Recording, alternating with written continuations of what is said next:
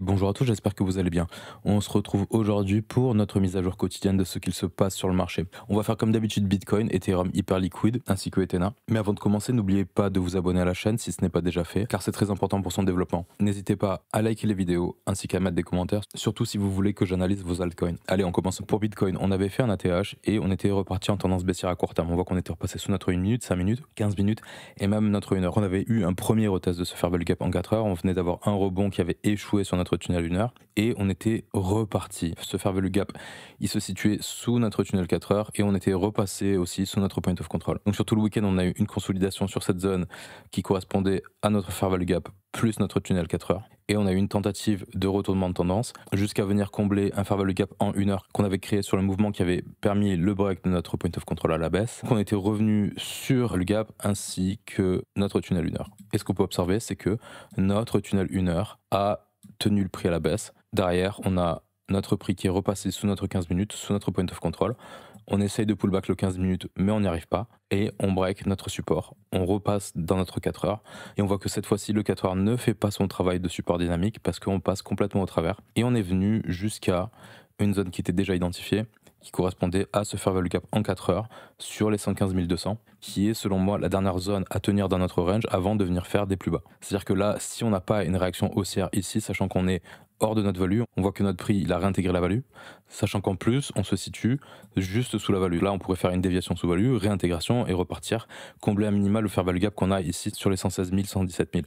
Mais là pour le moment, je le répète, si cette zone ne tient pas, à mon avis, il y a quand même pas mal de chances qu'on vienne sous ces plus bas ici. Actuellement on est dans une localisation qui est quand même idéale, sachant que on vient à peine de faire une sortie de value, on sait que souvent le prix il aime bien faire une sortie réintégration et on repart vers notre point of control, mais on se situe aussi donc dans ce fair value gap, ainsi que quand on regarde sur un Fibo, on voit qu'on est dans la reload zone de tout ce mouvement ici. Localisation top. Maintenant, c'est vrai que quand on regarde à court terme, là, factuellement, on n'a pas de signal de retournement de tendance. C'est-à-dire qu'on est aligné à la baisse sur toutes nos moyennes mobiles. Même notre 1 minute pour le moment, il tient la tendance à la baisse. Même si, ok, il y a un petit ralentissement, on voit que là on a une forme de consolidation vu qu'on est arrivé dans notre fair value gap. Mais sinon, on a toujours un 1 minute là qui tient la tendance à la baisse. On va voir ce qui se passe au niveau de l'Open US. Toujours des moments qui sont potentiellement volatiles. On peut avoir un retournement à ce moment-là. Mais pour le moment, vu que à court terme et moyen terme, on est baissier, l'hypothèse, c'est que tant qu'on a des rebonds, ce sont des rebonds dans une tendance de fond pour aller chercher des targets à la baisse. Donc là, étant donné que ce FVG il est comblé, on va le virer. Maintenant, on a toute cette zone qui est ouverte, dans laquelle on pourrait rebondir dans les prochaines heures. Ça voudrait dire qu'on réintègre notre value. Et d'ailleurs, si on fait quelque chose comme ça, qu'on réintègre et qu'on revient, qu'on pull back la value, là, ce serait un setup intéressant pour aller chercher des targets plus hautes. Ça voudrait dire venir à minima sur notre point of control sur les 118 130, sachant qu'en plus, pour le moment, on a une confluence avec notre tunnel 1 heure. Et ensuite, on a ce fair value gap qu'on a créé en 4 heures quand on a réintégré notre value ici sur les 120 000. Au niveau de notre volume profile, on voit qu'on est passé sous l'époque de nos semaines précédentes, mais bon, ça se voit aussi sur notre composite. Et là, pour le moment, en fait, ce qu'on a en support, c'est les values basses des semaines précédentes. Mais ça se voit aussi sur notre composite. C'est pour bien vous montrer là où on se situe de manière plus détaillée. À savoir qu'en cas de continuation baissière, on aurait une target intermédiaire sur lequel on pourrait avoir une réaction sur les 114 091 $ ici. On a un naked POC, c'est un point of control d'une journée précédente qui n'a pas encore été retesté et ça correspond à la journée du 6 août. Niveau sur lequel on pourrait avoir une réaction, mais après pour moi il n'y a pas grand chose qui nous empêche de venir finir de combler ce déséquilibre qu'on a sous cette mèche ici et surtout venir dans ce fair value gap qu'on a sur les 110 000 quoi. Le problème c'est que venir sur ce niveau, ça voudrait potentiellement dire un changement au niveau de notre structure. Pour Ethereum contre Bitcoin, on se situait juste sous résistance, on était sous un niveau trimestriel plus le haut de notre tunnel 3 jours et on était dans une forme de consolidation sous notre résistance avec une paire de momentum. Et d'ailleurs, dernièrement, on avait un prix qui avait réussi à passer sous son 15 minutes. Notre prix, il était passé sous notre 15 minutes. On est revenu tester notre EMA de 203 jours ainsi que le haut de notre tunnel 1 heure. On avait eu une tentative de retournement de tendance sur laquelle on vient combler les déséquilibres qu'on avait marqués sur le break de notre 15 minutes. Notre prix avait réussi à repasser au-dessus. Et le point sur lequel on s'est stop, c'est le point of control de notre value hebdo. On peut observer qu'on a eu une volonté de maintenir le prix sous ce niveau ici, qui correspond au niveau où on a le plus de volume exécuté. Donc derrière notre prix est reparti en tendance baissière, en repassant sous son 15 minutes. et en passant à l'ouverture de la semaine sous la value de la semaine précédente. Là pour le moment sur Ethereum contre Bitcoin, à court terme, notre flux il est baissier. Par contre, on est revenu dans une première localisation qui correspond au bas de notre tunnel lunaire, plus notre fair value gap qui était ici en 4 heures. On est dans une première zone d'intérêt dans laquelle on est susceptible d'avoir une réaction. Et cette zone, c'est la zone entre 0.03712 et 0.03637. Maintenant, si cette zone ne tient pas, on pourrait continuer notre tendance jusqu'à venir dans notre fair value gap qu'on a ici en 1 heure sur les 0.03523 à peu près, sachant qu'en plus, on a notre tunnel 4 heures qui pourrait de plus en plus s'aligner avec cette zone. Tunnel 4 heures qui, pour le moment, s'aligne avec un autre fair value gap qu'on a cette fois-ci en 4 heures, qui se trouve ici. On a notre tunnel 4 heures, le bas de notre tunnel daily et ce fair value gap sur les 0.03380. Là, vous avez 3 zones d'intérêt sur lesquelles vous êtes susceptible d'avoir une réaction et on pourrait en déterminer d'autres encore plus bas. Mais là, pour le moment, voilà les 3 prochaines zones. Et en cas de retournement, on a ce fair value gap en 4 heures à venir combler, sachant qu'il doit s'aligner à mon avis avec notre tunnel 15 minutes. Et on en a aussi un autre qui reste toujours partiellement ouvert ici. Respectivement, ils sont sur les 0.03776 et 0.03877. Et en cas de reprise de tendance haussière, évidemment, on a toujours les mêmes targets qui restent ouvertes, à savoir venir au-dessus de ces sommets ici, sur les 0.04116, et ensuite on a notre tunnel weekly avec une première étape sur 0.04316, puis le MA200 weekly ici sur 0.04552. Pour Ethereum contre USD, on a un contexte similaire mais avec un peu plus de faiblesse, qui s'explique par le fait que comme Ethereum Bitcoin chute et que Bitcoin chute lui-même aussi contre USD, on a un Ethereum contre USD qui du coup a plus de faiblesse. Parce que ce qu'on peut voir, c'est qu'on a pratiquement le même price action, mais on a un Ethereum contre USD qui du coup a une amplitude à la baisse plus importante et qui a déjà break sur 1 heure. On peut observer qu'on avait eu cette tentative de repartir en tendance haussière avec un passage au-dessus de notre tunnel 15 minutes mais qui ne tient pas. On repasse en dessous. On revient sur notre tunnel 1 heure, combler une partie d'un déséquilibre qu'on avait en 4 heures. On a consolidé de manière bullish tout le week-end sur notre tunnel 1 heure pour avoir un rebond qui nous permet de combler partiellement ce déséquilibre qu'on avait créé sur le break de notre 15 minutes. Mais on peut observer qu'on ne fait que marquer un plus haut plus bas. Et derrière, on voit qu'on est repassé sous notre 15 minutes. Sous notre 1 heure, on vient finir de combler ce déséquilibre, mais on n'a aucune réaction haussière et on break notre 1 heure à la baisse. Là maintenant, on est venu sur cette zone de consolidation qu'on avait fait la semaine dernière et qui correspond à ce high volume node qu'on avait sur notre volume profile hebdo.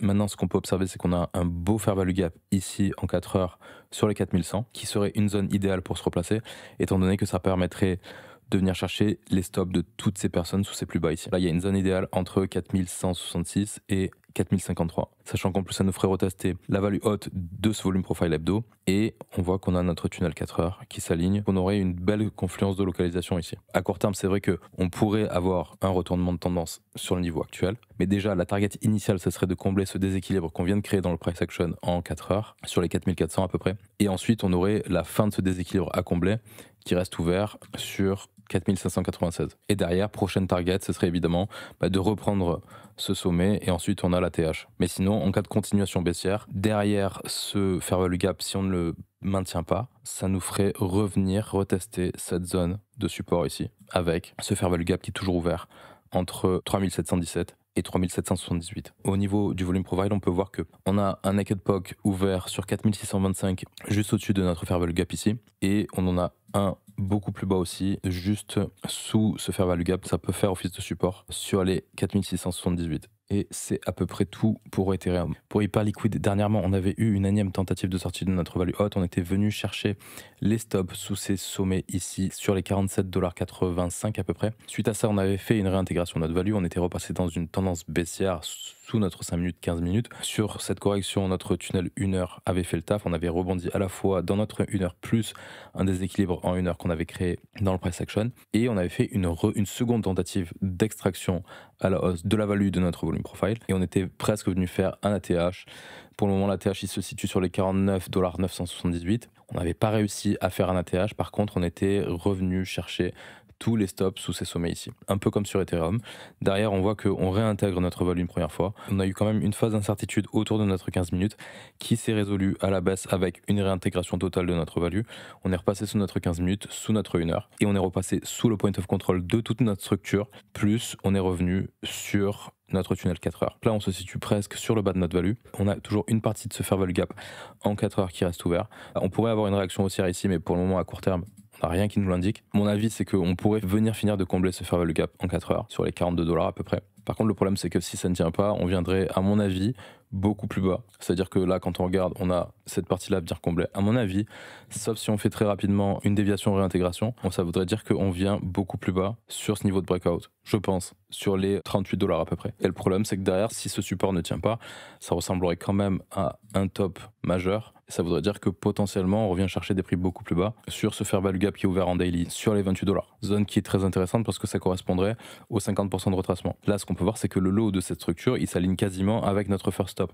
Si on fait une déviation comme ça, c'est ok, ça voudrait dire qu'on a fait un retest de first stop et qu'on peut potentiellement repartir. Moi, ce que je préférais, c'est quand même qu'on voit ce niveau de 42 à tenir parce que si ça tient pas, à mon avis, on va beaucoup plus bas, quoi. Mais après, je ne fais pas le marché, évidemment, c'est pas moi qui décide de ce que fait le prix, hein, parce que tout est possible. Là, la grosse question, c'est de savoir est-ce qu'on va avoir un retournement de tendance dans notre tunnel 4 heures ou pas. Maintenant, si c'est le cas, la première target, c'est de venir combler ce déséquilibre qu'on a créé sur cette bougie impulsive ici, entre 46 et 44,36, avec notre tunnel 5 minutes qui se trouve en bas du déséquilibre et notre tunnel 1 heure qui est quasiment en plein milieu. Au niveau de la force relative, c'est pas trop ça, même si on est toujours dans une tendance haussière depuis le 13 août par rapport à certains actifs. D'ailleurs, on voit que contre Ethereum, on est plus dans une phase de range parce qu'on avait fait un plus bas le 13 août, mais on n'a pas réussi à faire de plus haut encore par rapport au sommet du 11. Par contre, contre les alts, on avait réussi à faire un sommet. Contre Sol, on avait réussi à faire un sommet. Contre Bitcoin aussi. Contre XRP aussi. Il n'y a que contre Ethereum où on est plus dans une phase de range.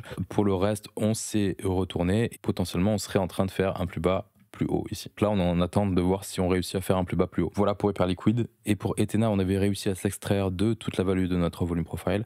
On avait échoué à venir jusqu'à notre pivot annuel. On était reparti dans une tendance baissière derrière. Sous notre 15 minutes, on était revenu jusqu'à notre tunnel 1 heure et on avait commencé à combler ce déséquilibre qu'on avait fait sur le breakout de toute notre structure de range ici. On avait quand même eu de belles réactions haussières, mais on peut voir que notre tunnel 1 heure a continué de tenir le prix à la baisse. Notre tunnel 15 minutes a continué de tenir le prix à la baisse aussi. On voit qu'on a vraiment une réintégration de cette value avec un prix qui continue de venir combler ce déséquilibre. On a notre tunnel 4 heures qui continue de s'aligner. On pourrait avoir notre prix qui finit de combler ce déséquilibre et qui vient jusqu'au sommet de notre tunnel 4 heures. Sinon, on pourrait tout à fait aussi revenir, si notre tendance continue à la baisse, sur notre point of control sur les 57 centimes 93 ici, avec le bas de notre tunnel 4 heures aussi qui s'aligne plus ou moins. Évidemment, si on break notre point of control, la prochaine target ce serait de venir sur 54 centimes 40 sur ce fair value gap qui est ouvert ici avec le bas de notre value. Et en cas de retournement à la hausse, on a ce fair value gap baissier à venir combler sur les 70 centimes et surtout l'objectif ce serait de réussir à sortir une nouvelle fois de cette value et réussir à en faire un support. Ce serait vraiment de s'extraire de la zone au-dessus des 74 centimes pour venir par la suite sur notre pivot annuel sur les 87 centimes 55. Et au niveau de la force relative, on est comme la dernière fois dans un actif qui est en perte de momentum contre le reste du marché. Alors ça se stabilise contre Ethereum, on est en perte de momentum contre Bitcoin, contre les alts aussi. Pour le moment, il faut laisser décanter sur Ethena. En tout cas, c'est ce que je pense. Pour les altcoins contre Bitcoin, il n'y a pas grand-chose de plus à signaler, à part le fait qu'on est toujours dans cette phase de consolidation sous résistance, c'est-à-dire qu'on a toujours notre cluster de niveau pivot, notre EMA 200 daily, et on se situe en plein dans notre tunnel daily, en fait. On est revenu sur notre tunnel 1 heure, il n'y a vraiment pas grand-chose à dire, à part le fait qu'on consolide dans une résistance, quoi. C'est-à-dire que pour le moment, on n'a rien cassé, on pourrait toujours revenir sur notre pivot trimestriel ici, et on pourrait breakout aussi. Pour le moment, il n'y a pas vraiment de grosses frayeurs sur les altcoins contre Bitcoin, étant donné que le prix là pour le moment, il est dans une localisation qui à court terme est intéressante. Voilà, j'ai fini pour aujourd'hui. N'oubliez pas de vous abonner, de liker les vidéos et de mettre des commentaires. Je vais vous souhaiter une bonne journée et je vous dis à la prochaine. Allez, ciao ciao.